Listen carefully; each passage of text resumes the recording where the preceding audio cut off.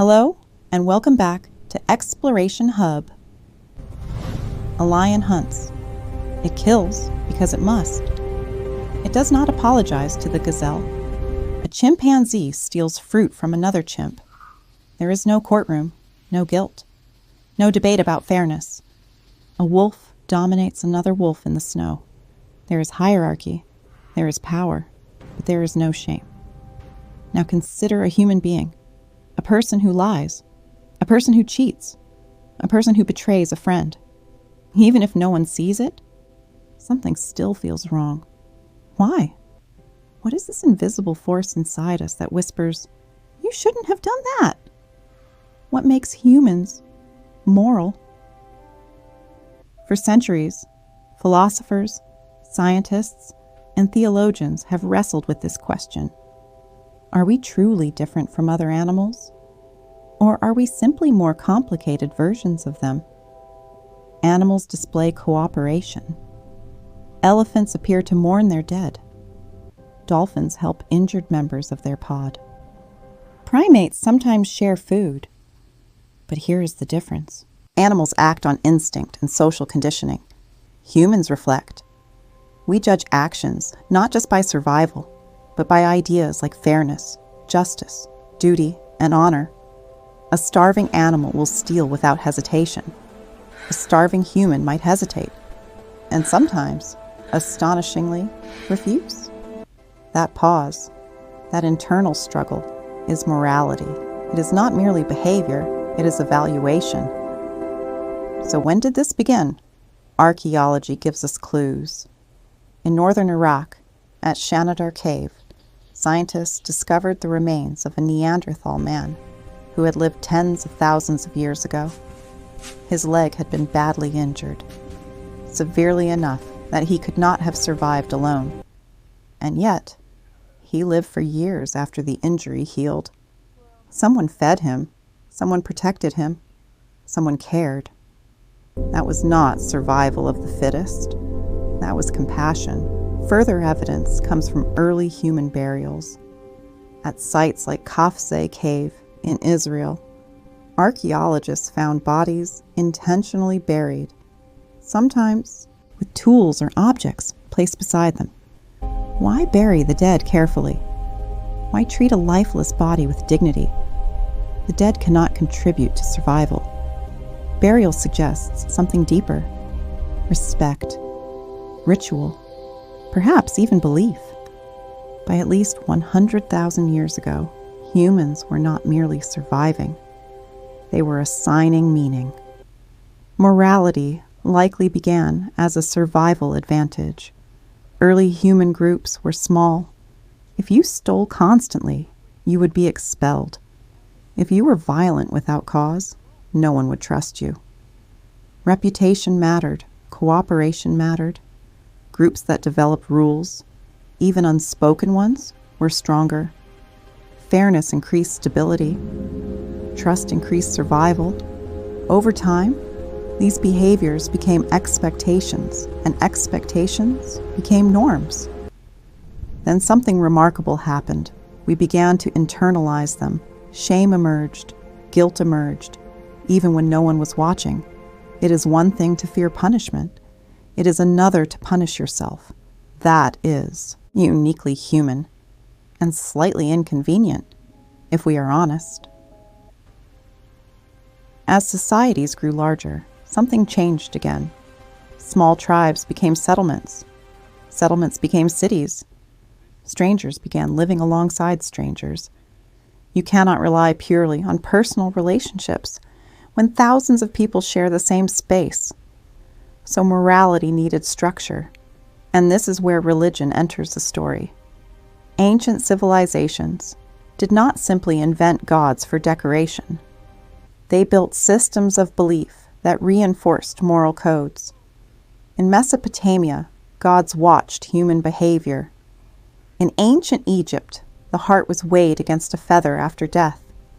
In early Hebrew tradition, commandments defined right and wrong. Religion expanded morality beyond the tribe.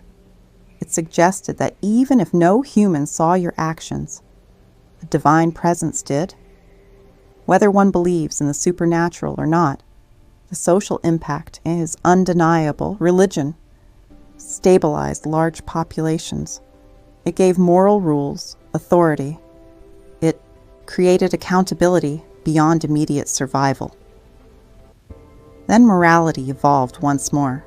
It became law around 1754 BCE.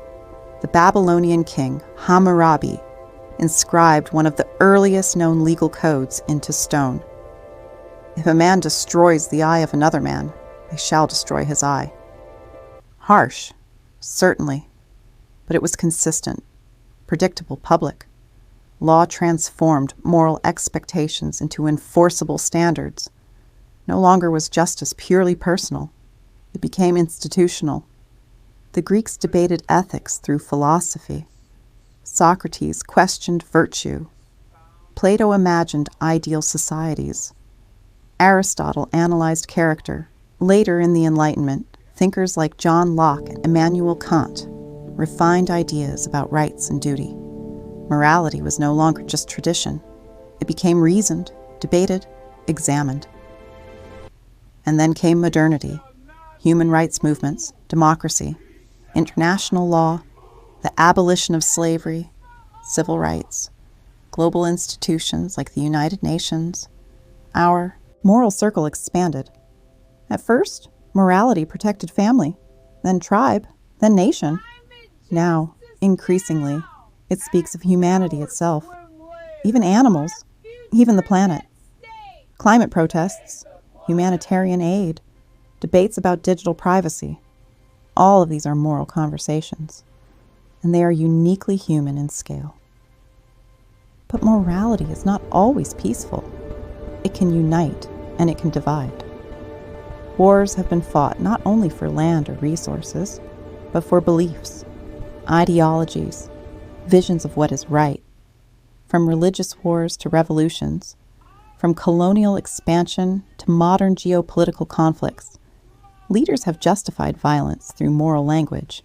They do not say, "We desire power." They say, "We defend justice." Morality can inspire extraordinary kindness. It can also justify destruction. The same internal compass that produces compassion can produce certainty. And certainty, when unchallenged, can be dangerous. So what truly makes us different? It is not intelligence alone. Some animals are intelligent. It is not cooperation alone. Many species cooperate. It is our ability to reflect on our actions and ask whether they ought to be different. We imagine better futures. We judge our past mistakes. We feel guilt over harm we caused years ago. We apologize. We forgive. We debate ethics online with strangers at midnight. No other species does that. At least not that we know of. And frankly, if dolphins start hosting ethics podcasts, we will revisit this discussion. From prehistoric burials to sacred temples, from stone tablets to constitutional law, from tribal loyalty to universal human rights, morality has shaped civilization. It built religions. It built legal systems. It shaped customs, traditions, and social expectations. It made cooperation scalable. It made justice possible. It made hypocrisy possible too, unfortunately. But above all, it made us self-aware. We are the species that knows it, can be cruel, and chooses, sometimes painfully, not to be. We are the species that invented the word should. Not just what is, but what ought to be. That small difference changed everything. So the next time you feel guilty for something minor, or hesitate before doing something unfair, or argue passionately about justice, remember this, that quiet internal voice is ancient, older than cities, older than writing, perhaps older than our own species. It is the thread connecting prehistoric caves to modern courtrooms. It is the reason civilization exists, and it may be the reason civilization survives. We are not just intelligent animals. We are the moral species, and that makes all the difference.